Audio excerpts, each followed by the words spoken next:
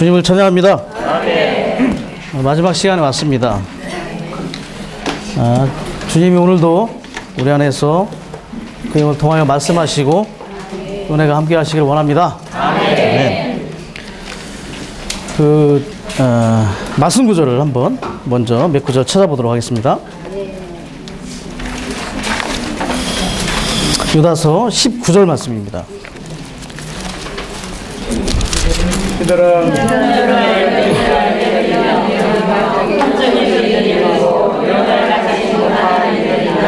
아멘. 자, 여기서 이제 저희가 주목해서 봐야 될 부분이 혼적인 이들이라는 거죠. 혼적인 이들, 영을 갖지 못한 이들입니다. 이 부분을 잘 기억해 두시고, 두 번째는 뭐 아까도 본 말씀이죠. 13절 말씀입니다. 13절. 자기들의 수치를 거품처럼 내뿜는 바다의 거친 파도이며 떠돌아다니는 별들입니다. 이들에게는 캄캄한 어둠이 영원토록 마련되어 있습니다. 자, 여기서 주목해야 될 단어 별이라는 단어를 좀 주목해 주시고, 그 다음에 14절 말씀입니다. 아담의 칠대손 에녹도 이 사람들에 대하여 예언하였습니다.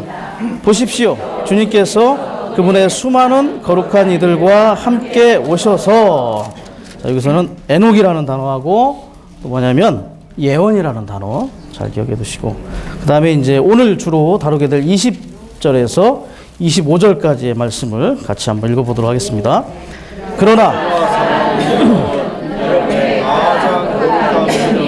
자신을 건축하고 성령 안에서 기도하며 하나님의 사랑 안에서 자신을 지키고 영원한 생명에 이르도록 우리 주 예수 그리스도의 긍휼을 기다리십시오. 여러분은 흔들리고 있는 사람들을 긍휼히 여기고 그들을 불에서 끌어내어 다른 사람들을 긍휼히 여기며 육체로 얼룩진 속옷까지도 미워하십시오.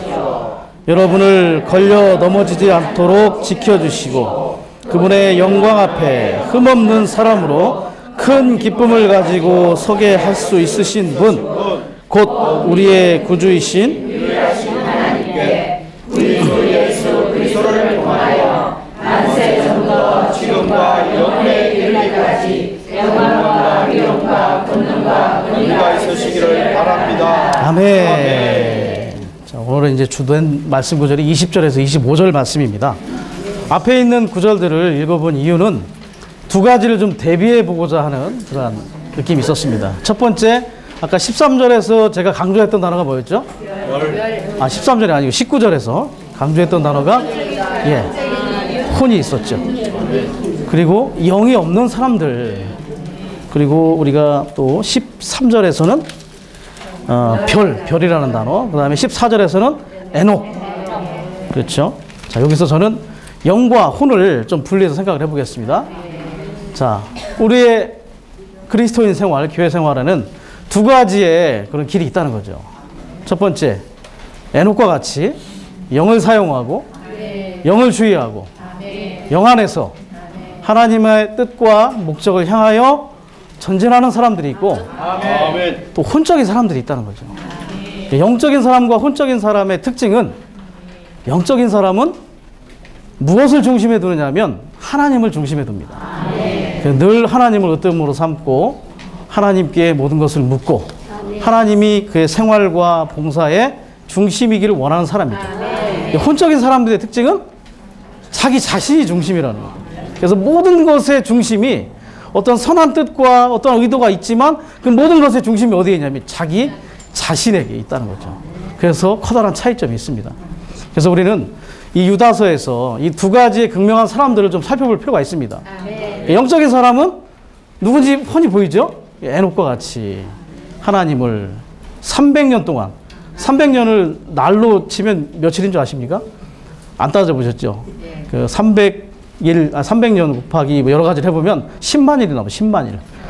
우리는 300년 동안 살기도 어렵지만 어쨌든 살아있는 300년 동안 매일 10만 일을 계속 하나님을 향하여 그분과 함께 동행했다는 거죠. 동행을 했다는 것은 그분의 뜻과 그분의 모든 것을 그분의 인도와 그분의 지시하심에 따라서 그분을 향하여 갔다는 걸 볼 수 있습니다.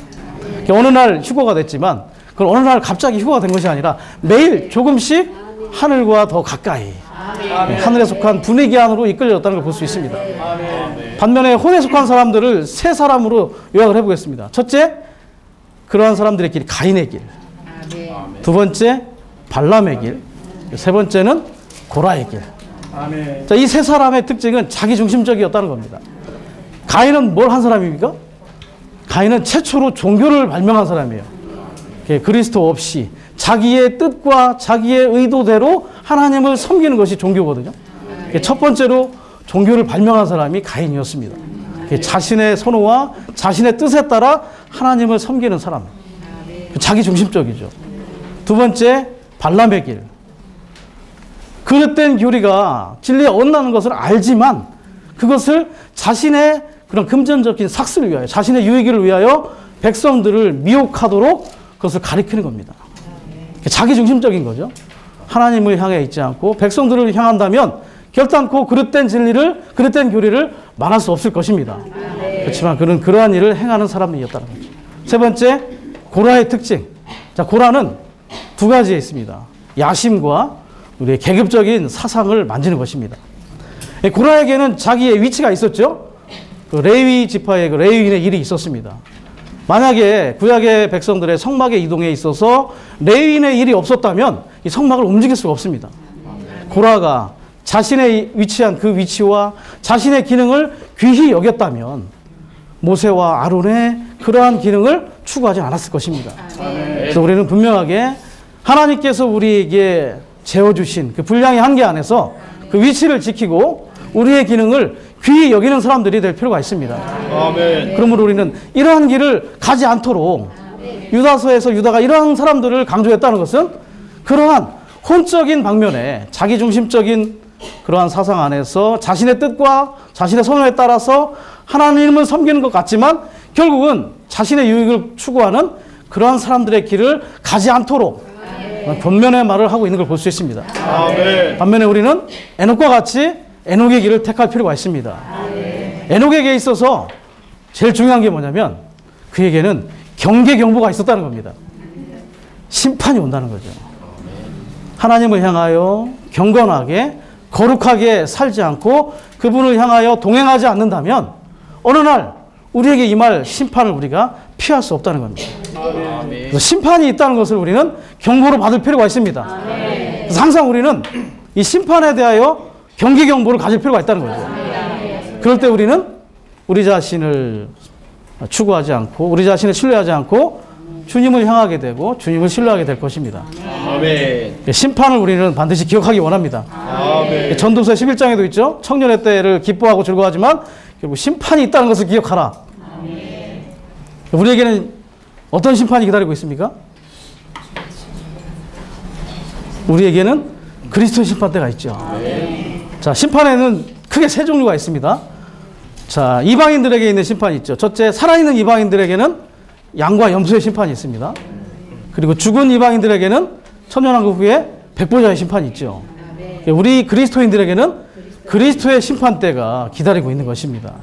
그래서 주님 오시기 전까지 살아있든 죽어있는 사람들이라면 부활해서 공중에 그 심판대를 반드시 통과하게 될 것입니다. 그때 모든 것이 다 드러나게 된다는 것이고. 자, 또 하나의 심판이 있습니다. 뭐가 있죠? 베드로전서 4장 17절에 보면 하나님의 집에서부터의 심판이 있어요. 하나님의 집에서부터. 우리는 매일매일 심판대에 빛 앞에 나갈 필요가 있다는 거죠. 성막에 들어가면 성소에 등대가 있죠. 그 등대보다 더 밝은 빛이 지성소 안에 있었습니다. 바로 법궤 안에 언약궤의 두 돌판에서 이 심판대의 빛이 우리를 매일매일 비추는 거죠. 그래서 우리는 반드시 지성소의 영 안에 들어가서 이 심판대의 빛 앞에 나가서 이 강한 빛 아래 우리 자신이 더 폭로되고 드러나고 치유되고 그 불빛에 의하여 우리는 더 공급받을 필요가 있는 것입니다. 아멘. 그럴 때 우리는 이 심판을 인식하고 심판의 목적은 뭐죠? 사실 하나님께서 우리에게 심판을 주신 목적은 뭡니까? 그냥 없애버리려고. 에스겔서 47장에 보면 그 성전의 물지방에서부터 물이 흐르는 걸 볼 수 있습니다. 그 물이 처음에는 발목을 적시지만 좀 더 깊어지면 무릎까지 올라오고, 좀 더 깊어지면 허리를 감싸고, 더 깊어지면 온 존재가 그냥 그 강물에 떠내려가는 거죠. 그렇습니다. 이 물이 우리를 심판하는 목적은, 청량하는 그 심판하는 목적은 일천척의 청량으로 우리를 얻기 위한 것입니다. 우리 존재를 그분이 얻기 위하여 그분은 매일매일 우리를 심판하고 계십니다. 이방인들을 심판하고 타락한 천사들과 합당하지 못한 모든 것들을 심판한 이유는 그 모든 것들 안에서 그분이 온 우주를 얻으시기 위한 것입니다. 오늘 우리도 그분 앞에 합당하지 못한 모든 것들, 이 심판대의 빛 앞에서 더 드러나고 폭로됨으로 말미암아 그분 앞에 더 얻어짐으로 말미암아 매일매일 에녹과 같이 그분의 임재 안에서 동행하는 사람들이 될 수 있기를 원합니다. 그럴 때 그 13절에 나오는 별이 두 종류가 있다는 거죠. 여기서는 떠돌아다니는 별만 나왔죠. 이러한 혼적인 사람들은 결국은 떠돌아다니는 별이 된다는 거예요. 마치 롯이, 창세기의 롯이, 그 라이프사드에 그런 표현이 있었는데, 롯은 그저 강물을 떠내려가는 그런 나무 토막 같았다. 목적이 없는 거예요. 불분명합니다. 정상적인 별이라면, 합당한 별이라면 정확한 궤도 안에 있어야 하고 자기 위치 안에 있어야 되죠. 우리는 합당한 위치와 정확한 궤도 안에서 주님을 향하여 동행하는 그러한 별들이 되기 원합니다. 결코 떠돌아다니는 별이 됨으로 말미암아 그분이 우리 앞에 심판하는 날, 그날 우리가 제쳐지는 일이 없도록 우리는 매일매일 심판대 빛 앞에서 새롭게 됨으로 말미암아 정상적이고 합당한 별들이 되기 원합니다. 자, 주님이 먼저 합당한 별이셨습니다. 그죠? 그분은 우리 안에 살아있는 그러한 별이십니다. 사복음서에 보면 동방에 있는 박사들이 주님의 별을 보고 가죠. 그들이 갔을 때 그들이 발견한 건 뭐냐면 주님의 첫 번째 오심을 발견하게 된 겁니다. 오늘 우리는 우리 안에 거주하시는 살아있는 별들이 있습니다. 그 별이 말씀하시고 인도하시는 것에 따라간다면, 그분이 하시는 말씀에, 분명한 말씀에 우리 주의를 기울인다면 매일매일 그 별이 우리 가운데 나타날 겁니다. 그럴 때 우리는 결국 그분의 다시 오심 아래 이끌려지는 거죠. 첫 번째는 그분의 첫 번째 오심에 나타남에 이끌려졌고, 박사들은 우리는 이제 그분의 다시 오심에 이끌려지는 그러한 별들이 될 것입니다. 이 별이 에베소서 2장에 뭐라고 했냐면 주님의 오른손에 붙잡힌 바 된 별, 그들이 바로 교회 안에 이기는 자들일 것입니다. 예, 주관적이고 살아있는 별들은 감춰져 있죠. 어두운 곳에 살짝 드러나고, 그렇지, 이 시대에서는 별이지만 왕국 시대가 되면 마태복음 13장 43절에 나오는 것처럼 해같이, 아버지의 왕국에서 해같이 빛나는 존재가 될 것입니다. 이 시대는 감춰져 있지만 다가오는 시대에는 훤히 드러나고 밝히 보이는 그러한 해 같은 존재들이 될 것입니다. 오늘 우리는 이러한 유다서의 말씀 안에서 권면받음으로 말미암아 합당하고 분명하게 그분의 말씀하심에 따라 하나님을 동행하는 사람들이 될 수 있기 원합니다. 자, 로마서 1번입니다. 뭐 짧지만 한번 읽어보겠습니다. 믿는 이들에게 하는 당부. 아멘. 자, 2번 읽어보겠습니다. 가장 거룩한 믿음 위에 우리 자신을 건축하. B, C, D, F번까지 읽어볼까요? B번 성령 안에서 기도하. 하나님의 사랑 안에서 자기를 지킴. 영생에 이르도록 긍휼과 의로움으로 다른 사람을 돌보고. 결론. 그렇죠. 자, 이제 20절에서 25절까지는 뭘 말해주냐. 앞에 부분에서는 대비와 비교를 보여줬다면 이제 20절에서도 뭘 얘기하고 싶냐면 영적인 사람이 됨으로 합당하게 하나님을 향해 동행하는 삶을 살려면 어떻게 살아야 하느냐. 그래서 첫 번째는 그러한 당부를 하고 있음을 볼 수 있습니다. 두 가지로 요약할 수 있는데, A본에서 보는 것처럼 가장 거룩한 믿음 위에 자신을 건축하는 것입니다. 아멘. 그리고 B번은 뭐로 되어 있죠? 여기서 이제 착안해야 될 게 뭐냐면 성령이라는 단어를 착안해야 되고, C번 하나님의 사랑 안에서 자기를 지킨다는 것. 하나님을 찾아내셔야 돼요. D번에 보면 D번은 뒤에 부분이 좀 누락이 되어 있는데 제가 읽어드리겠습니다. 영생에 이르도록 주 예수 그리스도의 긍휼을 기다리십시오. 이 말이 빠져 있습니다. 제가 뭘 얘기하려고 하는지 아시겠죠? 성령이 나왔고 하나님이 나왔고 주 예수 그리스도가 나왔다는 거예요. 이건 뭐죠? 삼일 하나님을 얘기한다는 거죠.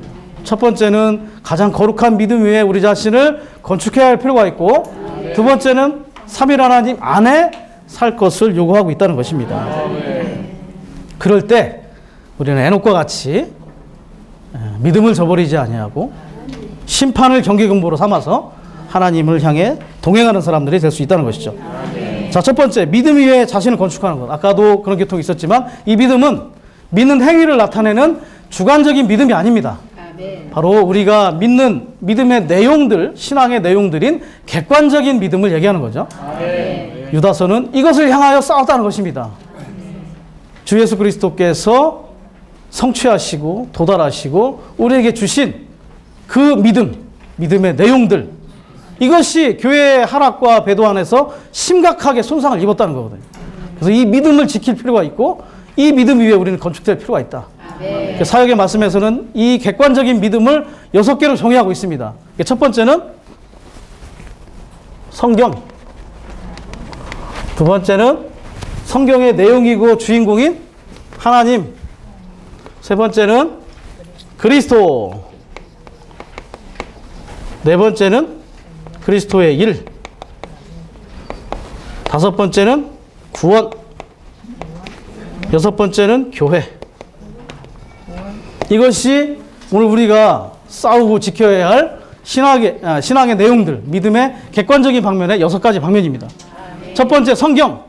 성경은 하나님의 말씀이라는 걸 믿죠? 디모데후서 3장 16절의 말씀처럼 하나님의 호흡이고 하나님의 감동입니다. 그러니까 사람의 사상과 사람의 견해가 들어있는 것이 아니라 하나님의 호흡이고 하나님의 말씀임을 우리는 믿습니다. 두 번째, 이 하나님, 성경 안에 주인공인 하나님은 삼위 하나님이시다. 이 부분은 좀 이따 더 설명을 드리고, 그리고 이 하나님은 영원 안에 계셨죠. 그렇지만 그 영원 안에 계신 하나님이 시간 안에서 차현되시고 나타나신 바 되셔서 과정을 거치시고 우리의 모든 필요가 되셨습니다. 이 그리스도는 우리의 모든 것이시다. 우리가 필요한 모든 것, 생명, 빛, 실제, 지혜, 또 뭐가 있겠습니까? 의, 거룩함, 구속함, 뭐 다 얘기하시면 다 모든 것이 우리의 필요한 모든 것들이 그리스도라는 거죠. 알파와 오메가이신 그리스도. 그 그리스도의 일, 그분께서는 육체가 되시고 사람이 되셔서 모든 과정을 거치시고 죽으셨죠. 죽음을 말미암아 우리의 죄들을 용서하시고 죽음을 통해서 예창조를 끝내시고 부활을 통해서 새 창조를 발화하시고 부활은 우리를 거듭나게 하셨죠. 또 승천을 통해서 주가 되심으로 만주의 주가 되시고 만왕의 왕이 되시고 결국 영원한 왕국을 가져오게 될 것입니다. 그분의 일의 첫 번째 구원이죠. 우리를 구원하셨습니다. 이 그리스도와 그리스도의 일을 믿음으로 우리는 그분을 우리의 생명과 구주로 영접하게 되었습니다. 개인적인 방면, 그리고 단체적인 방면에 교회, 에베소서 4장 4절에 근거하여 그리스도의 몸은 유일하게 하나이다. 그리스도의 몸된 교회는 유일하게 하나인 것을 우리는 믿습니다. 그래서 우리는 이 6가지를 객관적인 믿음 안에서 항상 우리를 이런 것들 안에서 견고하게 정말 지키고 싸울 뿐만 아니라 이러한 내용들 안에서 우리는 반드시 건축될 필요가 있다는 것입니다. 자, 두 번째는 성령 안에서 기도함. 자, 가장 거룩한 믿음 위에 우리 자신을 건축하고자 한다면 반드시 성령 안에서 기도할 필요가 있습니다. 그리고 우리는 이러한 두 가지가 우리 가운데 이루어질 때 하나님의 사랑을 누릴 수가 있는 것이죠. 그럴 때 우리 이 사랑 안에서 우리 자신을 지킬 수가 있는 것입니다. 이러한 생활이 우리 가운데 뒷받침된다면 하나님이 보시기에 우리는 어떠한 존재냐면 아주 지극히 보배로운 존재라는 거죠. 그래서 우리를 지키신다는 거예요. 스가랴서 2장 8절이나 그 시편 17편 8절에 보면 눈동자를 얘기하고 있어요. 눈동자. 주님이 나를 눈동자와 같이 지켜주시고 마치 누군가가 눈동자를 찌르려 한다면 어떻게 되죠? 눈을 깜빡거리고 온몸이 다 반응해서 이걸 막으려고 하는 걸 볼 수 있죠. 이렇게 합당한 믿음의 내용들을 위해 우리 자신을 건축하고 성령 안에서 기도함으로 말미암아 그분을 기다릴 때 그분 안에 우리는 보배들이 된다는 거죠. 그럴 때 그분은 우리를 지키시는 그러한 지킴의 사상 안에 우리가 있게 될 것입니다. 그럴 때 우리는 영생에 이르도록 주 예수 그리스도의 긍휼을 기다리는 사람들이 될 수 있습니다. 자, 영생에 이른다는 것은 어떤 결과가 되는 거죠. 영원한 생명은 이미 우리의 생명이지만 여기서의 결과는 뭐냐면 영원한 생명의 누림입니다. 영원한 생명이 우리 가운데 자라고 영원한 생명의 분량이 우리 가운데 더 증가될 필요가 있습니다. 이러한 생활이 우리 가운데 뒷받침될 때 그분은 우리를 지키실 것이고 우리는 계속해서 영원한 생명의 누림이 우리 가운데 증가됨으로 말미암아 더 자라고 변화되게 될 수 있는 볼 수 있습니다. 자, 그리고 긍휼을 언급했다는 거죠. 주로 베드로는 은혜를 많이 언급했는데 유다는 긍휼을 강조하고 있습니다. 긍휼은 뭡니까? 은혜보다 더 멀리 더 깊이 도달하는 거죠. 아주 가련한 상태와 상황 안에 있을 때 긍휼이 필요합니다. 유다서 20절이나 21절에 보면 이러한 교회의 타락과 어두운 이러한 상황 안에서는 은혜보다 이 긍휼이 너무나 필요한 겁니다. 그래서 우리의 모든 이러한 생활이 하나님의 긍휼 안에 더 지켜지기를 우리는 기다리고 기도할 필요가 있는 것입니다. 그럴 때 2번이 이제 결과입니다. 긍휼과 두려움으로 다른 사람들을 돌보게 될 것이다. 우리가 이렇게 삼위 하나님 안에 산다면 그 결과로 흔들리고 어린 사람들, 요동치는 사람들을 돌보게 될 수 있다는 거죠. 우리 스스로가 그러한 사람들이 될 수 있는 것이 아니라 삼위 하나님을 누리고 체험한 결과가 다른 이들을 관심할 수 있는 그러한 상태에 이른다는 것입니다.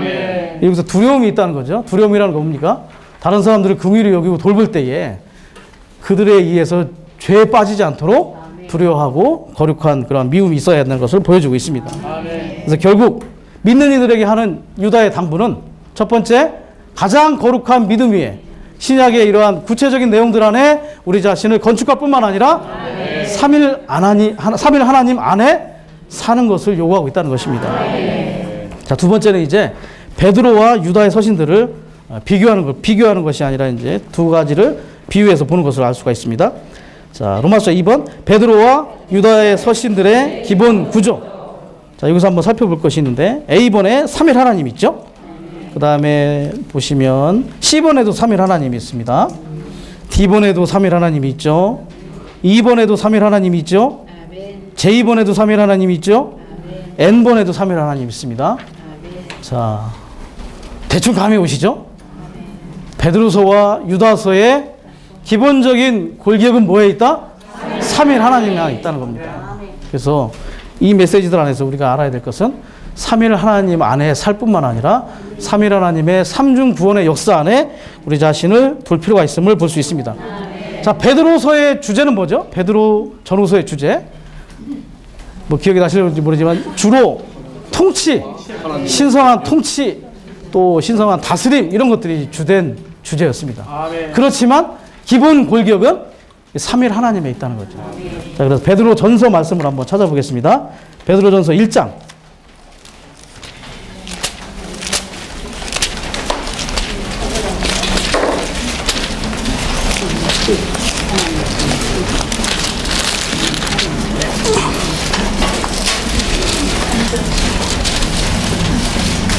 아멘. 1장 2절에서 3절까지입니다.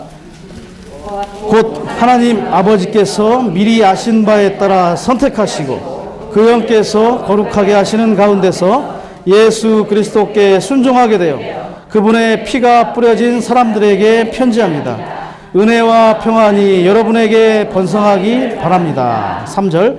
우리 주 예수 그리스도의 하나님 곧 우리 주 예수 그리스도의 아버지께 찬양을 드립니다. 하나님은 그분의 크신 긍휼을 따라 죽은 사람들 가운데서 일으켜지신 예수 그리스도의 부활을 통하여 우리를 거듭나게 하시어 살아있는 소망을 갖도록 하셨으며. 자, 시작 부분에서 3일 하나님을 언급하고 있다는 거죠. 하나님 아버지의 미리 아시고 선택하심, 그리고 그 영의 거룩하게 하심, 예수 그리스도의 피, 구속이죠. 그래서 베드로서의 시작과 모든 기본 골격은 바로 3일 하나님에 있다는 겁니다.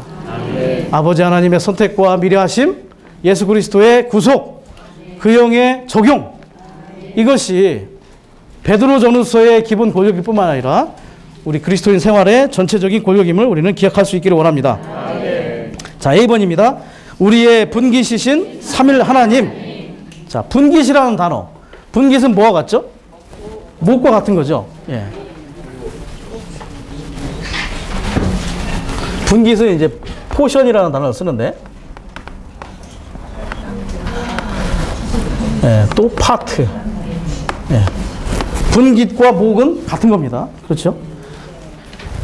이 예를 본다면 이제 좋은 땅에서 이스라엘 백성들에게 그 토지를 분배한 것을 볼 수 있죠. 사실은 삼일 하나님이 우리의 분깃이라는 것은 삼일 하나님이 우리의 몫이라는 거죠. 아멘. 그리고 이 분깃은 뭐와 같냐면 신명기 9장 10절에 기업과 연관이 있습니다. 아멘. 만약에 분깃이 없다면 기업에 참여할 수가 없어요. 만약에 삼일 하나님을 우리가 분깃으로 소유하지 못한다면 하나님의 기업에 참여할 수 있는 길이 없다는 거죠. 아멘. 우리 모두는 분깃을 할당 받았습니까? 아멘. 할당 받았습니다. 아멘. 그렇기 때문에 우리는 하나님의 기업에 참여할 수 있는 모든 자격을 갖춘 자들이라 볼 수 있는 거죠. 아멘. 자, 이러한 삼일 하나님, 우리의 분깃이신 삼일 하나님을 비번 우리가 참여하는 수단이 있습니다. 아멘. 자, 베드로전서 3장 4절 말씀에 뭐라고 되어 있냐면 마음에 숨겨진 사람을 단장하십시오. 자, 여기서 말하는 마음에 숨겨진 사람이 뭐냐면 우리의 영을 언급하는 것입니다. 예. 삼일 하나님을 분깃으로서 체험하고 누릴 수 있는 비결은 우리의 영을 사용하고 이 영을 주목하고 영을 훈련하는 길입니다. 그래서 앞에서도 우리가 영적인 사람들을 언급했잖아요. 이러한 영적인 사람들, 영을 사용하고 영을 주목하고 영을 훈련하는 사람들이 바로 삼일 하나님을 합당하게 누리고 체험함으로 말미암아 이 분깃을 누리는 사람들. 그래서 우리는 영을 주목할 필요가 있습니다. 자, 로마서 8장 6절에 기억나시겠지만 육체에 둔 생각은 죽음이고 영에 둔 생각은 생명과 평안입니다. 자, 우리가 그 예루살렘이라는 단어를 한번 생각해 보겠습니다. 예루살렘. 예루가 무슨 뜻이죠? 기초. 살렘은 평안이죠. 평안이나 평강. 새가 붙으면 새, 날아가는 새가 아니라 하나님이 있다는 거죠. 늘 새로 오시는 하나님이 그곳에 있다. 옛 창조와 새 창조의 차이점이죠. 자, 새 예루살렘은 평안의 기초. 거기에 하나님이 계시다. 예. 아까 우리가 생각을 영으로 돌이킬 때 생각을 영에 둘 때 뭐라 했죠? 생명과 평안. 새 예루살렘은 평안의 기초죠. 우리의 생각을 영에 둘 때마다 우리의 생각이 새 예루살렘이 되는 겁니다. 현재 우리는 건축 중에 있어요. 언더 컨스트럭션, 발음 이상하네. 언더 컨스트럭션. 우리는 예. 주로 저 영어를 밤에 공부를 많이 해가지고 낮에는 좀 현재 우리는 새 예루살렘에 건축 중에 있습니다. 어떨 때 우리의 생각을 영에 둘 때마다 영을 주목하고 영을 훈련할 때마다 우리는 점점 더 새 예루살렘이 되는 겁니다. 이게 바로 삼일 하나님 누리는 거죠. 자, 그리고 10번 우리의 누림이 되기 위해 과정을 거치신 삼일 하나님. 예, 우리는 삼일 하나님에 대해서 분명하게 알 필요가 있습니다. 아까도 삼일 하나님에 많은 강조를 했죠.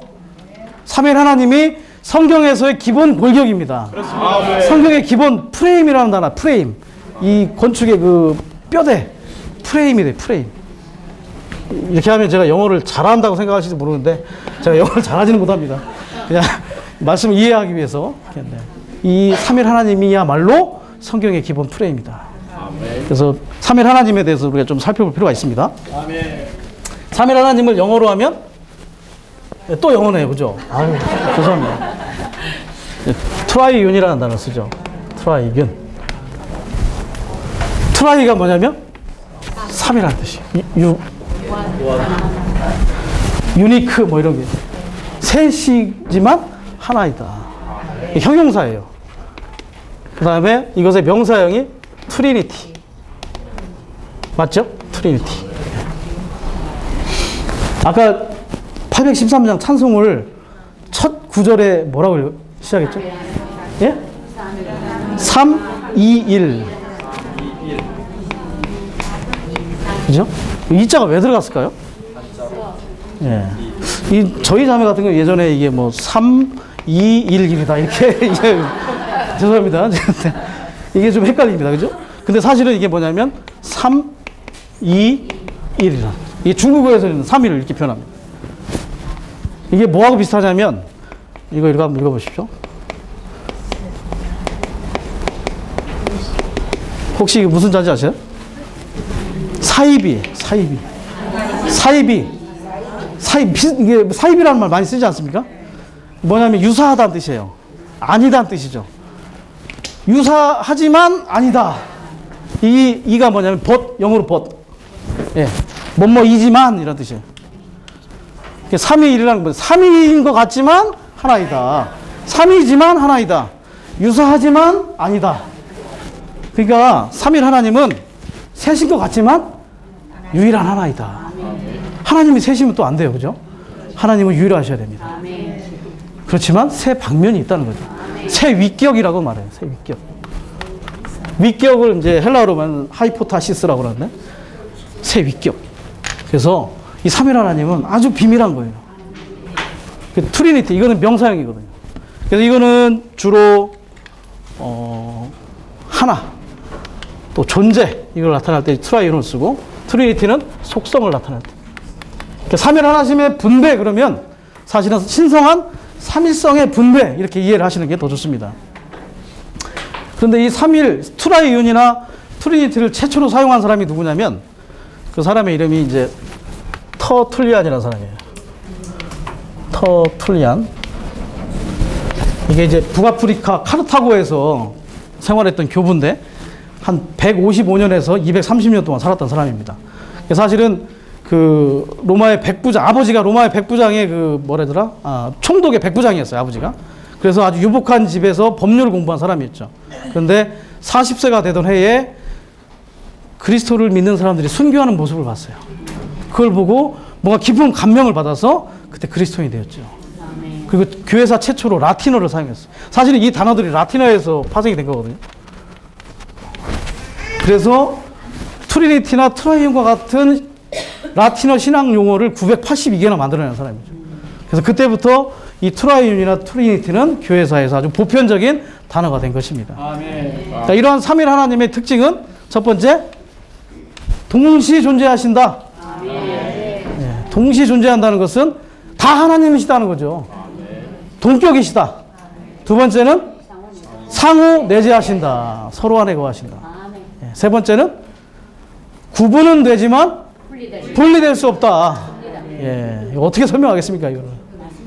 예, 이것이 특징이라는 거죠. 그리고 삼일 하나님의 세 방면이 있어요. 첫 번째는 본질적인 삼일성. 본질적인 삼일성은 유일하게 하나님을 강조하는 겁니다. 그분의 존재. 그래서 본질적인 삼일성의 말씀 구절은 제가 써놨었는데 시편 86편 10절, 또 이사야서 45장 5절, 그 다음에 고린도전서 8장 4절. 이 말씀 구절들의 특징이 뭐냐면 주만 하나님이십니다. 하나님은 오직 한 분이십니다. 이럴 때 이 본질적인 삼일성, 이 유일한 하나를 강조하는 것입니다. 두 번째는 경륜적인 삼일성. 아까도 말했지만 움직임을 위해서 세 방면이 있다. 예. 이것은 이제 주로 에베소 1장에 있죠. 아버지는 계획하시고 아들은 성취하시고 그 영은 우리 가운데 적용하시는 방면. 본질적인 방면에는 계통이나 계승이나 단계나 과정이 없습니다. 그렇지만 경륜적인 방면에는 단계가 있고 계승이 있고 순서가 있고 과정이 있다는 거죠. 또 한 가지가 있어요. 이건 많이 안 들어봤는데 세 번째 뭘까요? 아마 이걸 많이 안 들어보셨을 텐데 기능적인 삼일성이라는 게 있어요. 펑셔널, 기능적인 삼일성. 이것은 이제 두꺼운 책 중에 성령이라는 책에 잠깐 언급되는데 그 고린도후서 13장 14절 말씀, 13장 14절, 주 예수 그리스도의 은혜와 아버지의 사랑과 성령의 교통. 예, 주 예수 그리스도의 사랑이라고 말하지 않았다는 거죠. 아버지의 은혜라고 하지 않았다는 거죠. 아버지의 사랑이 나타난 것이 주 예수 그리스도의 은혜죠. 고유의 기능이 있다는 거예요. 그걸 대체할 수 없다. 기능적인 방면을 또 강조하는 겁니다. 주로 우리는 이제 두 가지를 강조하죠. 본질적인 삼일성과 경륜적인 삼일성. 특별히 경륜적인 방면에 이러한 계승과 단계와 과정이 있다. 무엇을 위해서? 우리 안에 그분 자신을 분배하시기 위해서.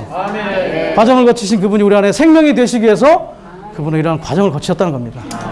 발전소에 있는 전기가 그대로 있으면 그냥 그 전기지만 가정 안에 들어오려면 공사를 해야 되죠. 철탑도 세워야 되고 전봇대도 세워야 되고 가정에서 휴지도 달아서 전압을 낮춰줘야 되고 이런 과정이 있다는 겁니다. 그래서 우리 안에 들어오실 수 있는 분이 되셨습니다. 그래서 그분은 이러한 삼일성의 분배를 통해서 우리 가운데 그분 자신을 계속해서 분배하고 있습니다.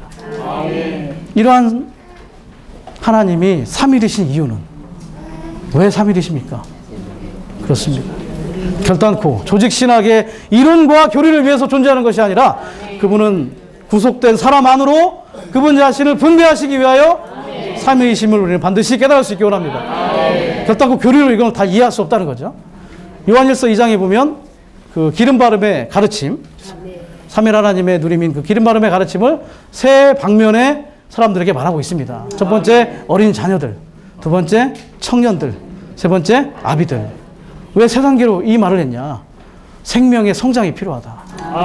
삼일 하나님을 체험하고 누린 것으로 인하여 그분을 인식하기 위해서는 반드시 생명의 성장이 필요하다는 것입니다.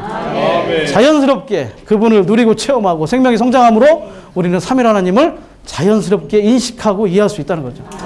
결단코 교리로 모든 것들을 이해할 수 없다는 것을 우리는 깨달을 수 있기를 원합니다. 그래서 2번, F번 다 이제 삼일 하나님 안에서 그런 생활을 하는 것을 말해주고 있습니다. 자, 지번의 경계의 말, 경계라는 건 뭐냐면 베드로 전후서의 모든 말씀이 그 하나님의 통치와 신성한 그런 많은 말씀들을 얘기하고 예고가 있지만 결국은 기본 골격은 바로 삼위일 하나님 안에서 살고 삼위일 하나님의 삼중 구원 안에 있다는 것을 우리는 깨달을 필요가 있다는 것을 보여주고 있습니다. 자, I번 주님을 맛본 결과. 자, 베드로전서 2장 1절 말씀을 한번 읽어보겠습니다. 2절까지 1절에서 2절까지 그러므로 모든 악의와 온갖 속임수와 위선과 시기와 일체의 악한 말을 버리고 갓난 아기들처럼 순전한 말씀의 젖을 사모하십시오. 그래야 여러분은 저주로 자라서 구원에 이를 것입니다. 아멘. 1장에서 우리가 삼중 구원을 통해서 거듭난 이후에 2장에서 우리는 말씀의 저주로 계속해서 우리는 먹고 자랄 필요가 있다는 거죠. 그러므로 1절에 나오는 것처럼 이런 5가지 천연적인 부정적인 것들을 우리는 버릴 수가 있다는 겁니다. 첫 번째 악의, 온갖 속임수, 위선, 시기, 일체의 악한 말. 혼적인 사람들이 할 수 있는 모든 상황들, 삼일 하나님을 이렇게 먹고 마시고 누릴 때에 이러한 것들 안에서 우리는 벗어날 수 있고 아버지의 집, 영적인 집과 거룩한 제사장 체계를 위하여 우리는 자라고 변화될 수 있는 사람들이 될 수 있을 것입니다. 자, 그 다음 두나무가 있습니다. K번 두나무. 자, 이러한 삼일 하나님을 잘 누릴 때에 우리는 창세기 2장에 나오는 생명나무를 누리는 것 같다는 거죠. 하나님은 그분 자신을 우리에게 사람을 창조하시고 넣어주시기 위하여 생명나무 앞에 두셨다는 겁니다. 그분을 우리 안에 넣어주시기 위해. 그런데 그 나무 옆에는 뭐가 있다? 선악 지식의 나무가 있다는 걸 깨달을 필요가 있다는 거죠. 우리는 영을 사용해서 생명이신 삼일 하나님을 누릴 수도 있고 혼안에서 선악 지식의 나무를 선택할 수도 있다는 거죠. 그때만 에덴 동산이 있는 게 아닙니다. 우리의 혼이 지금도 작은 에덴 동산이죠. 우리는 매일 선택의 상황에 있습니다. 선악 지식의 나무를 선택할 수도 있고 영안으로 돌이켜서 생명이신 삼일 하나님을 선택할 수도 있습니다. 그래서 우리는 두 나무 앞에서 항상 갈등하는 그런 사람들이 될 수도 있다는 거죠. 예. 우리는 특별히 나무라는 걸 주목할 필요가 있죠. 그것은 뭐냐면 그분이 우리의 음식이 되시기 위해요. 그분은 과정을 거쳐 우리의 음식이 되셨다. 먹기 좋은 나무가 되셨다. 먹는다는 건 뭐죠? 밖에 있는 걸 안으로 받아들이는 겁니다. 그래서 우리의 육신의 음식도 안으로 받아들이지만 우리의 혼 안에서도 많은 것들을 접하는 것이 다 음식에 비유되는 것입니다. 그래서 우리가 무엇을 접하느냐에 따라서 생명이냐 아니면 선악과 악과 지식이냐. 생명나무는 단순해요. 영으로 돌이키면 너무나 단순합니다. 생명나무를 먹으면 되거든요. 근데 다른 나무는 이름부터도 아주 복잡해요. 뭐죠? 선과 악과 지식의 나무. 이 세 가지가 아주 복잡하죠. 만지면 복잡해지는 겁니다. 교회 생활이 복잡해지고 내 혼이 복잡해지고 우리는 생명을 선택함으로 말미암아 단순하게 삼일 하나님을 누리는 사람이 될 수 있기로 합니다. 먹기 원합니다. 먹는다는 그 헬라어 단어가 트로고예요. 트로고. 요한복음 6장에 나를 먹는 그 사람도 먹다가 트로고 씹어 먹다는 뜻입니다. 아주 잘근잘근 씹어 먹는 겁니다. 주님을 잘근잘근 좀 이상하죠? 말씀이신 주님을 아주 매일매일 먹고 또 먹고 또 우리는 꺼내서 그걸 또 되새김질하고 기도로 말씀을 먹을 때 사역의 말씀에서 사역에서 4가지의 그 권장하는 것이 있습니다. 말씀을 먹을 때 첫 번째 반복, 강조, 적용, 기도. 첫 번째는 단어를 반복해 주는 거예요. 주 예수 그리스도의 긍휼을 기다리십시오. 주 예수 그리스도 긍휼 이렇게 반복하는 거죠. 따라해 보십시다. 긍휼 강조하는 거예요. 긍휼 주 예수의 긍휼 긍휼 적용을 하는 겁니다. 당신의 긍휼이 필요합니다. 나에게 긍휼이 되어 주십시오. 또 기도하는 거죠. 기도도 비슷하죠. 당신의 긍휼을 기다립니다. 이 긍휼을 향하여 나가기 원합니다. 이렇게 말씀한 것을 가지고 반복하고 강조하고 적용하고 기도하고 계속 먹고 씹어먹고 또 먹고 그럴 때 그분이 우리의 자양분이 될 것이고 그럴 때 우리는 생명 안에서 더 단순한 사람들이 될 수 있을 것입니다. 오, 주 예수님. 그래서 우리는 그리고 두 근원이 있죠. 생명나무는 생명의 노선을 따라서 결국 새 예루살렘으로 완결될 것이고 선과 악과 지식의 나무는 죽음의 노선을 통하여 결국 우리를 믿지 않는 사람들을 불못으로 인도할 것입니다.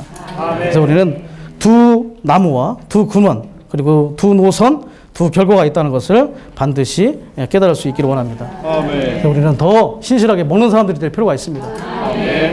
한 가지 예를 들자면 미국의 그 어느 교도소에서 죄수를 놓고 시험을 했다는 거죠.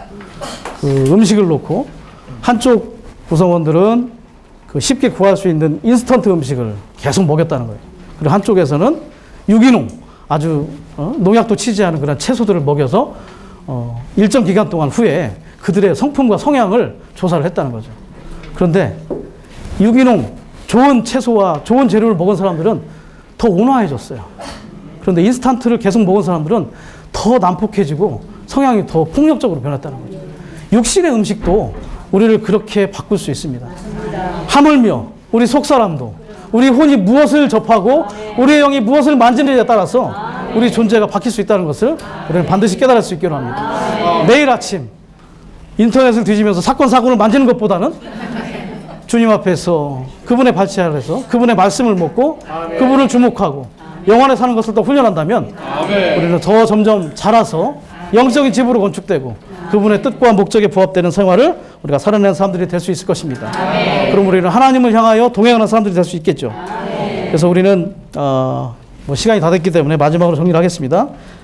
성장과 변화의 건축 그리고 이 서신들의 심장부, 기본 구조 이 모든 것들이 말하는 것은 바로 삼일 하나님 안에 살고 삼중 구원이신 그분의 역사 아래 있음으로 말미암아 그분을 먹고 마시고 누림으로 그분을 향하여 동행하는 사람들이 되는 것입니다. 아멘. 우리는 이 시대에 살아있는 별이시는 그분을 더욱 주목하고 아멘. 분명한 이러한 예언의 말씀 앞에 우리 자신을 둠으로 말미암아 아멘. 하나님과 동행하는 사람들이 될 수 있기를 원합니다. 아멘. 결코 떠돌아다니는 그러한 별들이 되지 않도록 아멘. 주님이 우리를 긍휼히 여기시기를 바라고 아멘. 그분이 우리에게 분배해 주신 그 결과로 말미암아 아멘. 다른 이들을 긍휼히 여기고 그들을 함께 인도하는 그러한 사람들이 될 수 있기를 원합니다. 아멘. 주께서 우리 모두를 긍휼히 여기시기를 원합니다. 아멘.